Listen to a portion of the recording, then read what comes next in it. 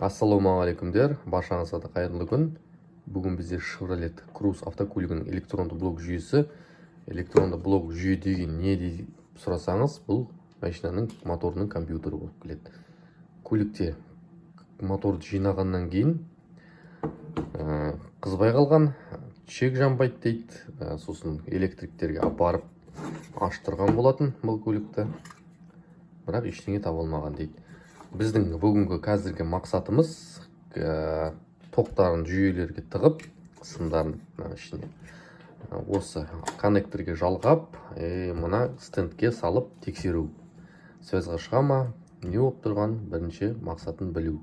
Егер связьға шығатын болса, онда компьютер жұмыс жасап тұр деген сөз. Көліктің проблемасын тоқтан іздеу керек машинаның. Сөйтіп қарайтын боламыз. Қазір ең бастысымен мен бұларды жалғап, содан кейін іске қосатын боламын.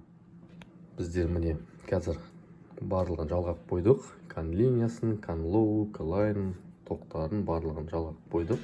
Қазір біз бісміллә деп тексеретін боламыз. Ол үшін зажиганиемді қосып, power және кілтімді ашамын. Бұл жерде аңдап жатсамыз, 12-де 2 вольт келіп тұр, бірақ ампер питание жоқ. Негізінде көлік қосылған кезде бұл жерде компьютердің өзі 1,5 ампер питание болу керек. Ал бұл жерде өкінішке орай ешқандай тоқ жоқ. Сонымен қарағанда көліктің компьютерінің ішінде бір проблема бар. Бұлай бұл тахометрмен зат, датчик скорости оборот, мына екеуіне мән бермесеңіз де болады. Бізге бастысы 12-де 2 вольт тоқ жоқ, тоқ бар, ал бірақ ампер питание ештеңе жоқ. Бұл жерде 1,5 немесе 2 ампер питание болу керек міндетті түрде. Егер кілтті компьютерді қосқан кезде. Бұл жерде ондай жоқ. Сондықтан қазір ішін қарап көретін боламыз, не болған, питание бар ма, питание жоқ па тексеретін боламыз. Қазір ол үшін бұны тексерудің алдында мен диагностикалық сканерімді қосып көремін. Сізге көрсетемін, питание бар ма, диагностика кіре ма, кірмей ма.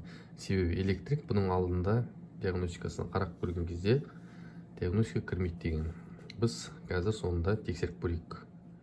Міне диагностика кіргісі келіп тұр, бірақ өкінішке орай связь бұл жоқ.